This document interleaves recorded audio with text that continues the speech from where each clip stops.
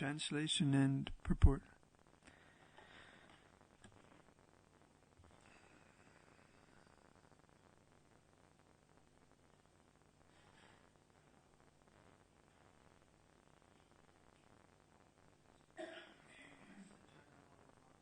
Yes, that's a good idea. I don't speak loud.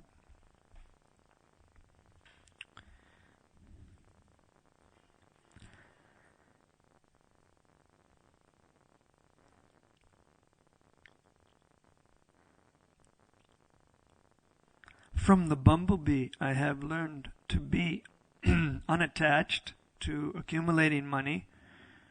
For although money is as good as honey, anyone can kill its owner and take it away. The honey gathered in the honeycomb is taken away by force.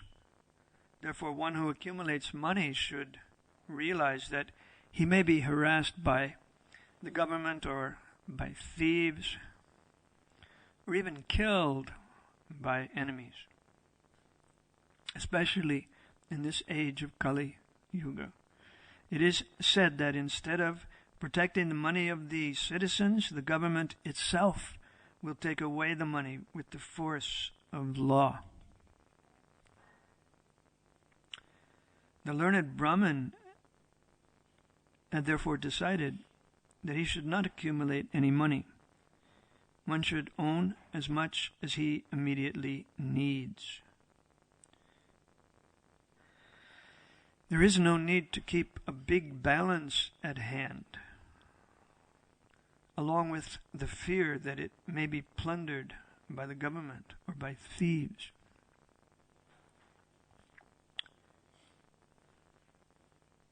Om Agyanatimarandasya Gyananjana Shalakaya Chakshusanmilitam Jena Tasmai Shri Gurave Namaha Shri Chaitanya Manobishtam Stapitam Yena Bhutale Swayam Rupa Kadamayam Dadati Swapadanti Kam Vandeham Shri Guru Shri Prakamalam Shri Guru Vaishnavam Shri Rupam Sagajatam Sagana Nagana Tanvitam Tam Sajivam Sadvaitam Savadutam Parijana Sahitam Krishna Chaitanya Dev Shri Radha Krishna Padan Sagana Lalita Shri Vishakan Vitam Scha He Krishna Karuna Sindhu Dinabandhu Jagapate Gopisha Gopi Kakanta Radha Kanta Namostute Tapta Kanchana Gaurangi Radhe Vrindavaneshwari Vrishabhanu Sutta Devi Panavami Hari Priye Vanchakalpaturu Vyascha Kripasindu Bhavacha Patitanam Pavanebhyo Vaishnavebhyo Namo Namaha Jai Shri Krishna Chaitanya Prabhu Nityananda Shri Advaita Gadadhara Shri Vasari Gaur Bhaktivinoda Hare Krishna Krishna Krishna Hare Hare Hare Ram Ram Ram Hare Hare Viraga Sarvakamebhya Sakshito Me Madhuvratat Krichaptam Madhuvadvitam Advapyanyo Harettim. So the whole meaning is there, line by line. Viraga Sarvakamebhya, giving up material desires. Generally, the Brahmin is considered the person who does that. It's a little more difficult for the Vaishyas or the Shudras. Kshatriyas maybe. Especially if the lower orders are not properly directed by a king.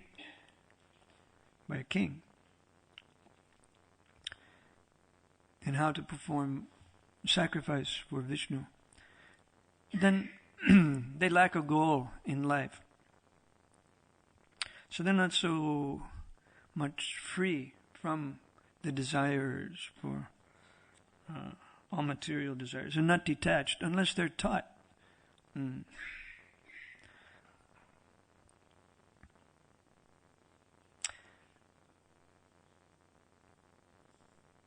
Mother Lalita Saki, are you all right? You need some tea? Something? Medicine.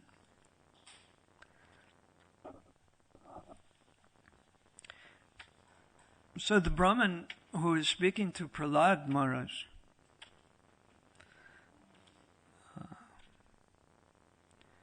he's saying, I've become free from desires. And I learned this, I was taught this, siksha, this word siksha. So this is in the second line, sikshato. Madhuvrata, a bumblebee, or the bumblebees taught me this.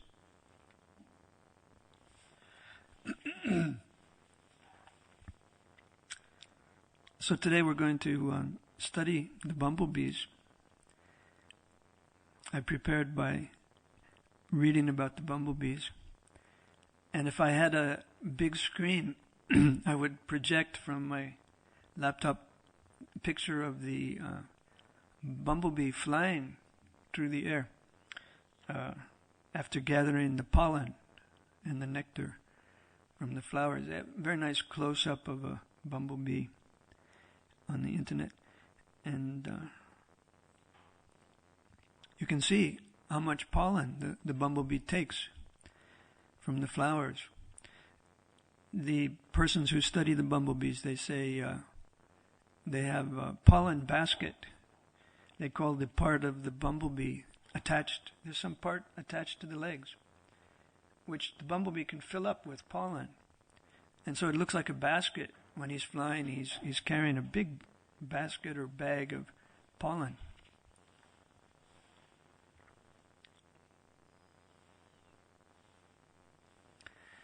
Better late than never.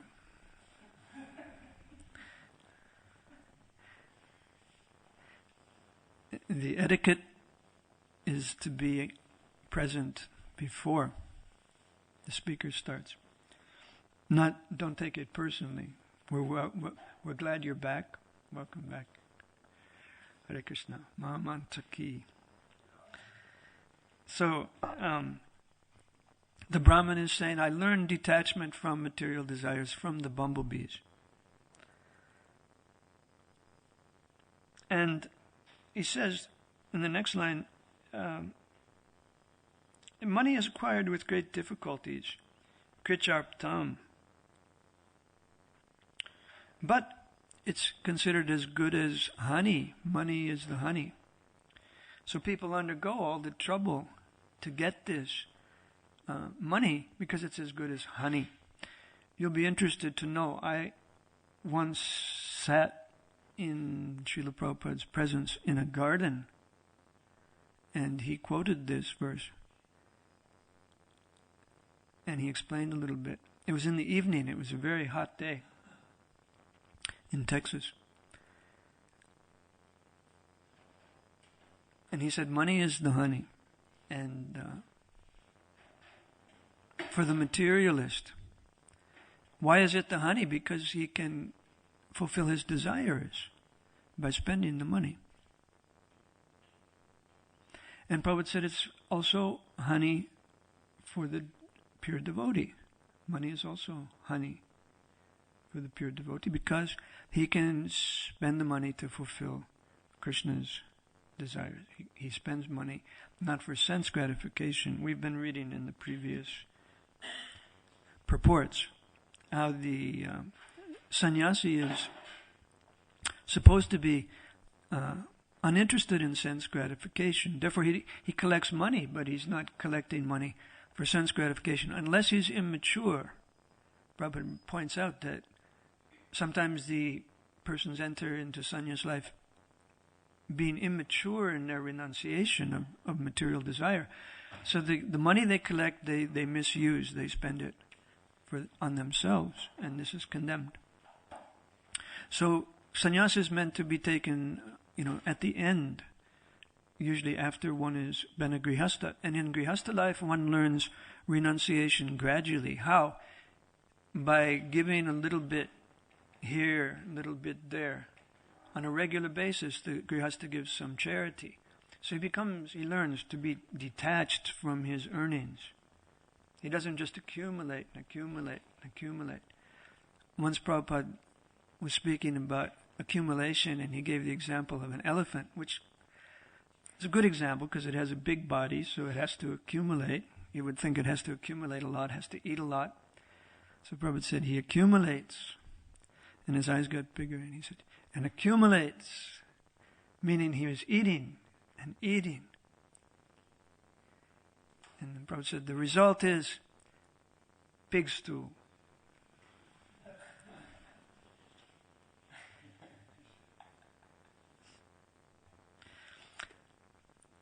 So there's, it's been pointed out in this verse and also previous verses that there's a danger in accumulating.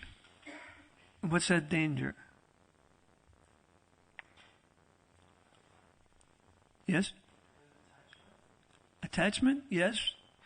But think in terms of danger. Louder? Yeah, it can be just taken away. A thief can come, say, I demand your money. I'm going to kill you if you don't get it. Or the government will tax you in 100 different ways.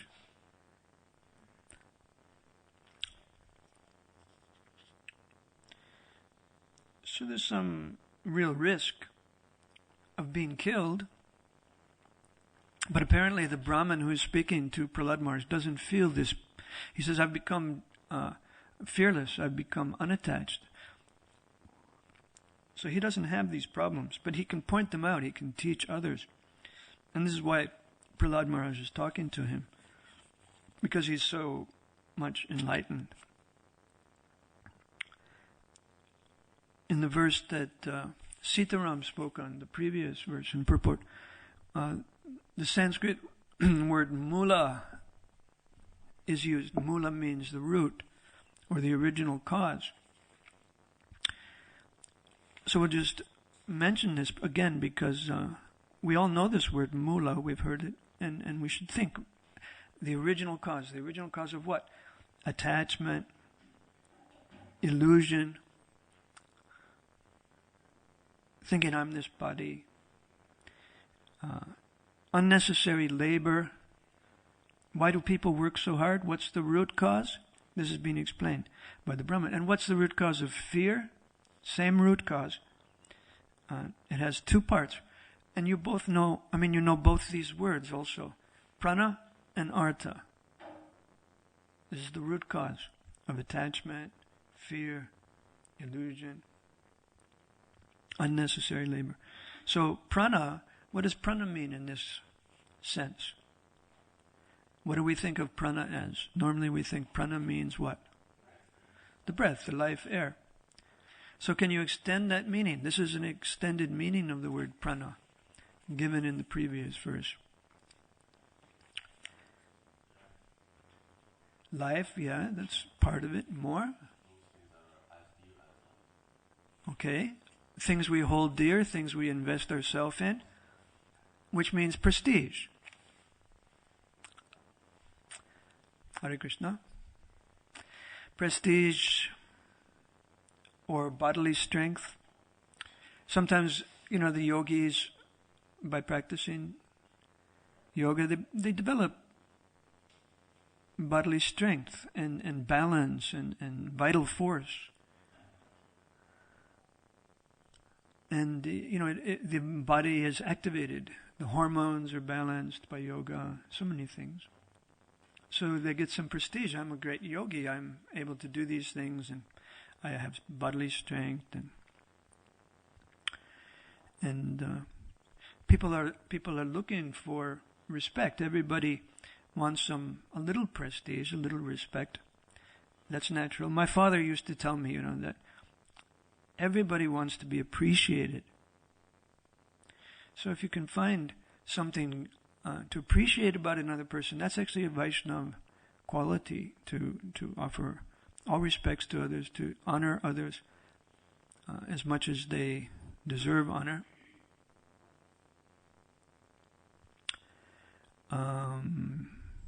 Can you turn off your cell phones or put your cell phones down? Please make sure your cell phone doesn't ring. Okay,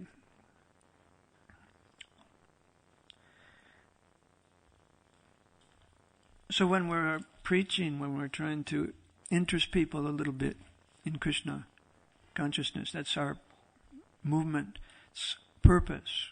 Prabhupada said, we're just an institution, we're a movement because we want to interest many people. We want to interest everybody in Krishna consciousness. That's all. That's the whole sum and substance of ISKCON. So then if we find something to appreciate about a person, and you talk to a person, you say, "Oh, you're a very good person. I can see you look good today. You're looking good." Appreciate them in some way, because everyone has some God-given opulence. So that's the idea of prana. People want some prestige, they want some bodily strength. Their desire for that causes them generally to be attached, and to be attached to wealth and earning money. That's artha, accumulating money. They want to enjoy the illusion. I'm the enjoyer. I can spend my money and enjoy. So there's an imitation of Krishna, the supreme enjoyer. We all have that propensity to enjoy in small degree. But Krishna is the supreme enjoyer, and we're prone to imitate Krishna's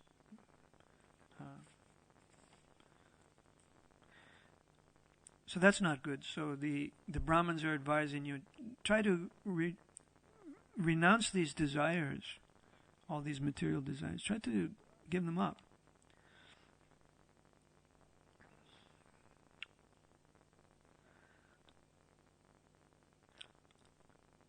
And the persons who were considered respectable persons who really had prestige in the Vedic culture, were the persons who were detached.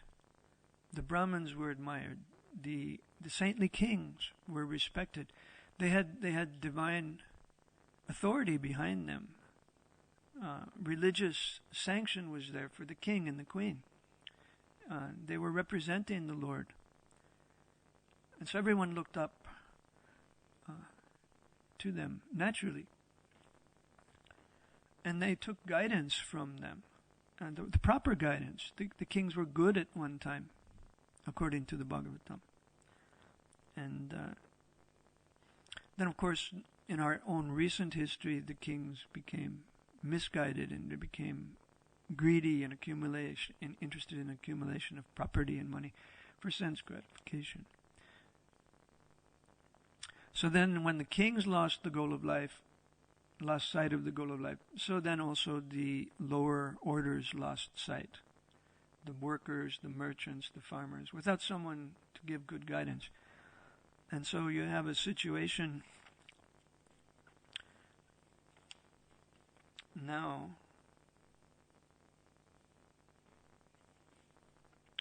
where people don't have the proper goal in life.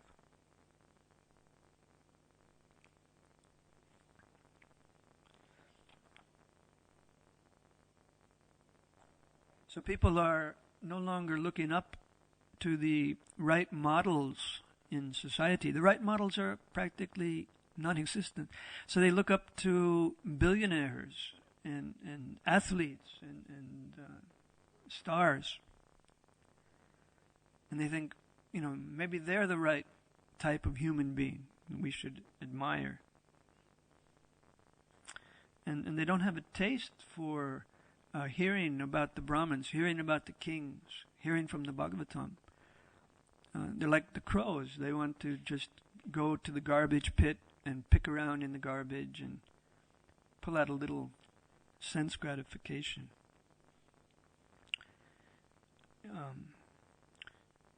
Yesterday, I came across a story about a billionaire. It was a video news clip, and it said that this Russian billionaire, he's only 38. I don't know how he made his money, but he has a big yacht, probably the biggest yacht, and it cost only 200 million pounds.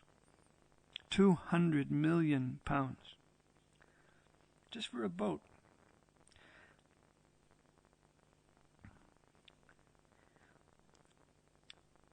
And the camera took us down the circular staircase.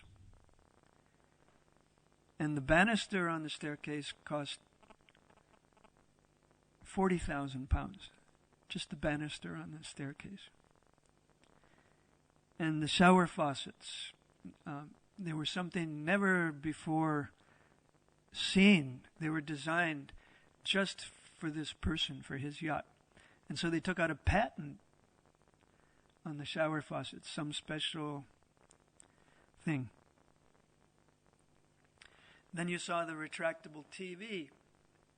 It comes out of the ceiling. You just press a button, and the 60-inch TV comes down, and it retracts. And of course, the ship is controlled by computers. In the captain's room, there are 3 or 4 computer screens, and you type in, move 8 feet west. And you give the command, and then the engine thrusters figure it all out. And they power the engine, and they move it over 8 feet to the west, whatever you want. So this has all been done this yacht is in the Caribbean.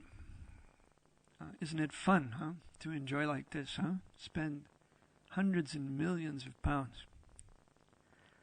And people think, wow, this is great. This guy really succeeded. So this is the opposite of what the Brahmin is teaching. The Brahmin is an intelligent person. The Brahmin talking to Prahlad. And he's saying all of these kinds of desires should be given up. He's called Buddha. Buddha means one who has spiritual intelligence. We've all heard of Buddha. I suppose that the name means that too for the Buddhists. But it's used in the 5th canto.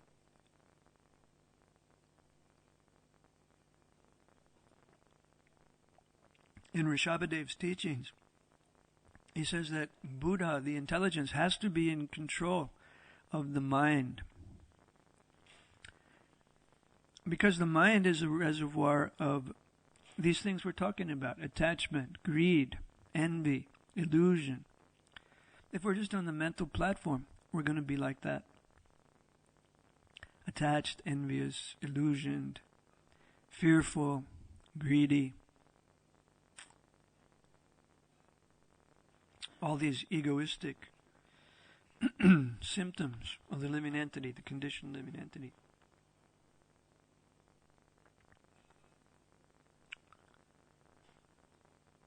So, Srila Prabhupada set up ISKCON so that we could, learn the opposite. We could learn how to become intelligent, use the intelligence to control the mind. I want to read a conversation that he had with a person who almost was a king. So Srila Prabhupada was in the Sannyas order. This was in Madras, South India, about 1976 or so. And Giriraj Maharaj arranged an interview with a person named Raj Gopal Chari. Raj Gopal Chari. So the name King is in his name, in his family name, Raj Gopal Chari. And he actually held in India the first executive position after independence in 1947.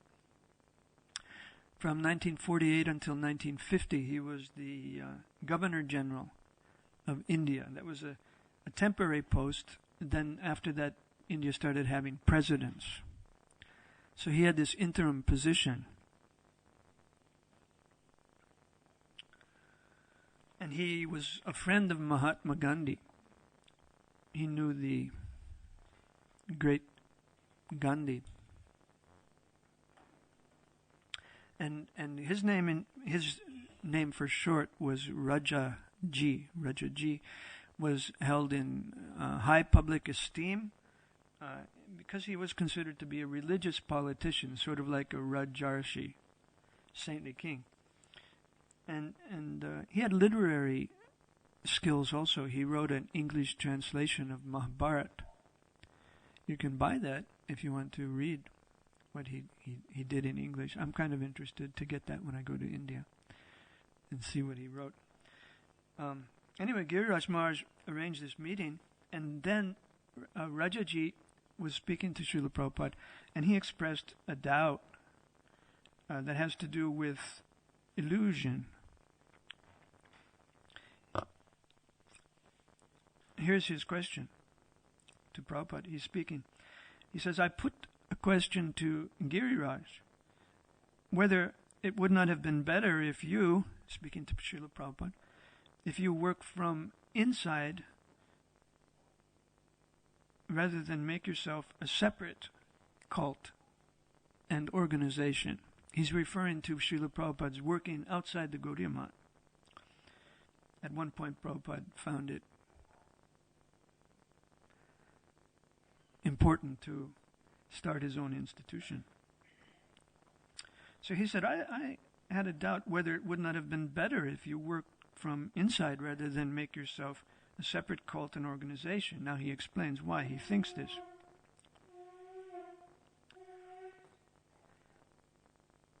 The conch shell is the sound of Om. Om. Om. Om. Jai Sri Radha Gokulananda Sri Gonitai Sitaram Lakshman Hanuman Ki Jai.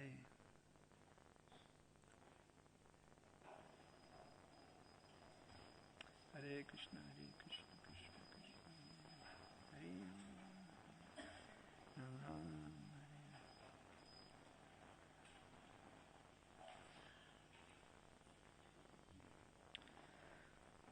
Hare. So why does Rajaji think that, maybe it would have been better if Prabhupada had not had a separate organization?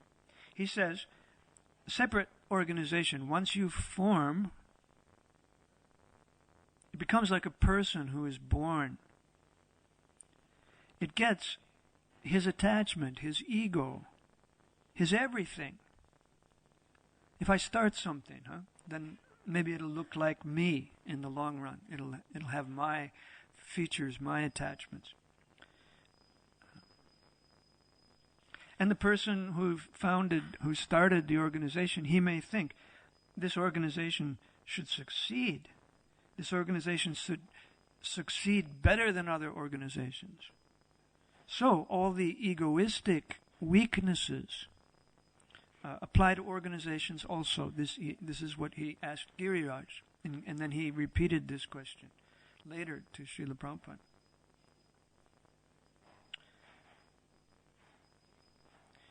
And you already know the answer to this, I'm sure, if you've read the Lilamrita, or you've heard this answer before that Prabhupada gave. And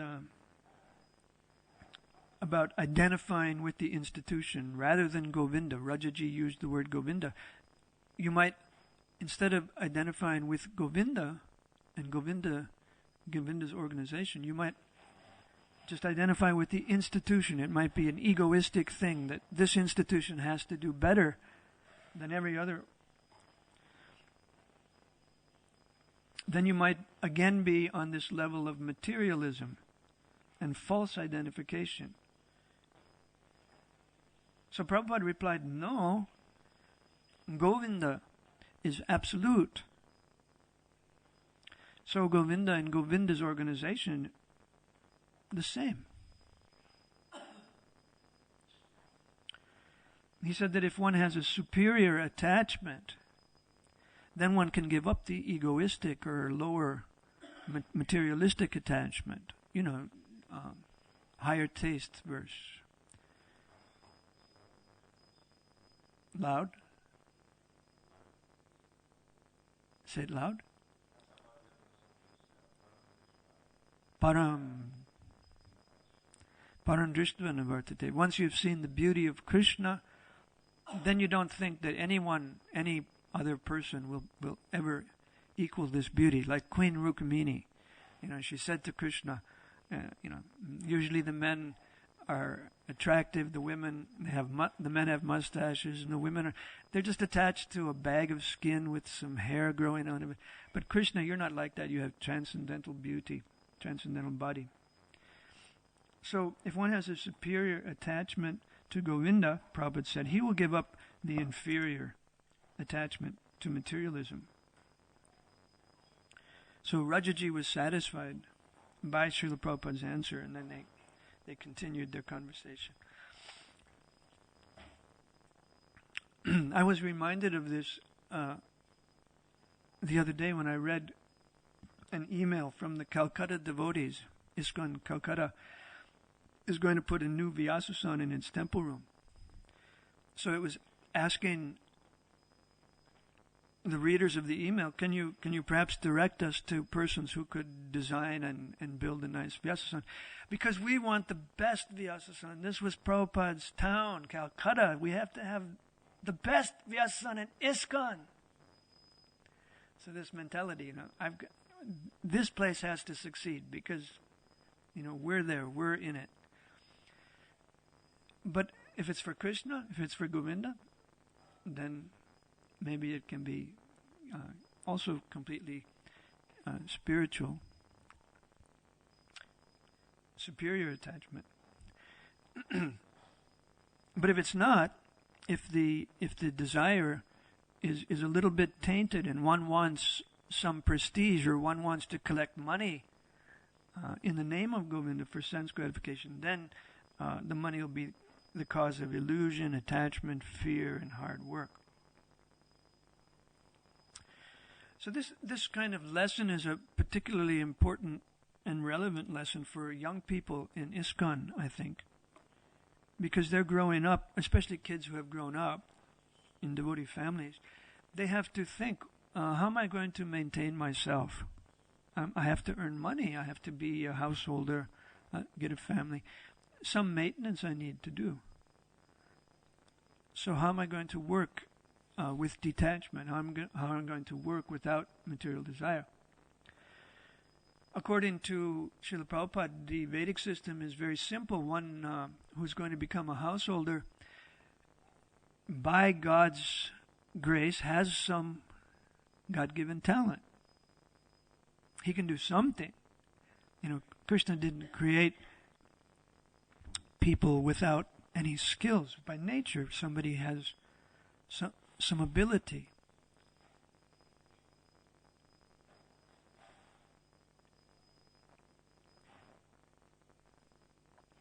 So the Vedic way of thinking is, okay, you put together this boy and girl, they have some natural talent, and because they're attached to each other, they have to maintain their little family. They'll figure out a way to make some money. It's just by God's arrangement, by the will of providence, it'll work out. Something will be there. Some necessities of life will automatically come. This is stated. Nityo nityanam chaitanas chaitananam eko bahunam yo vidadati kaman. That out of, everybody has desires, but there's one person, one supreme person, one supreme conscious living entity who is fulfilling all the desires of everyone. Eko, one. Bahu, many. Eko bahunam yo vidadati kama, the desires. All the living entities' desires are fulfilled by that one supreme.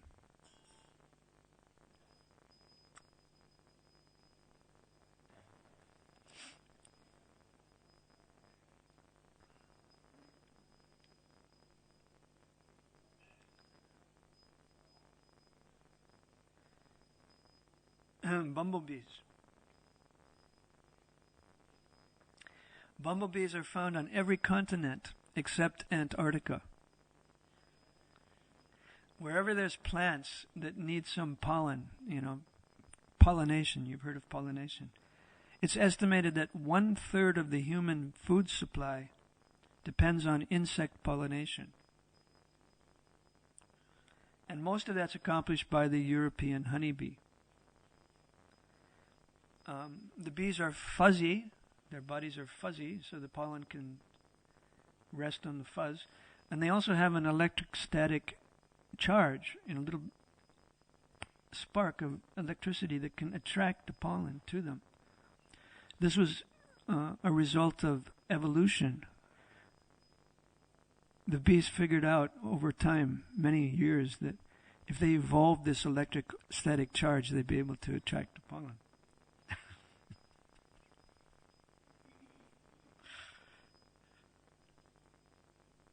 So they take the pollen. They also have long, long tongues. They can reach into the flower and take some nectar from inside. So they bring all this back to their nest, and then the queen is laying eggs, and so they combine the pollen and the nectar into a kind of soupy mass of food, and they put it there by the egg, and then they seal the cell where the egg is so the egg can eat something when it's ready. And then other bees are busy making the nectar evaporate. They have wings. Each bee has 4 wings, not just 2. And they're buzzing and making the nectar evaporate into honey.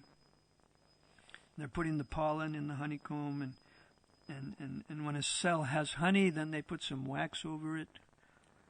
So they're very good at producing.